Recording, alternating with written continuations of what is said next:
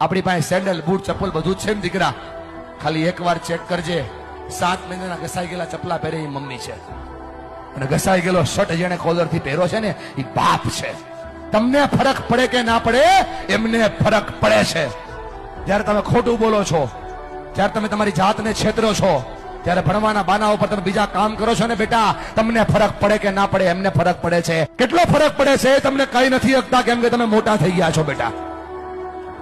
પણ તમે જયારે કઈ ડિમાન્ડ કરો છો ને, પપ્પા જોઈએ છીએ, તેની પાસે હોય નહીં તો એ દાંત કાઢીને જવાબ દે છે. તમે તો ખાલી માગી લ્યો છો કે ભાઈ પપ્પા જોઈએ છીએ, ત્યારે ખંભા ઉપર હાથ મૂકીને પૂછજો તો ખરા કે પપ્પા હું તો ખાલી માગી લઉં છું, તમે લાવો છો ક્યાંથી?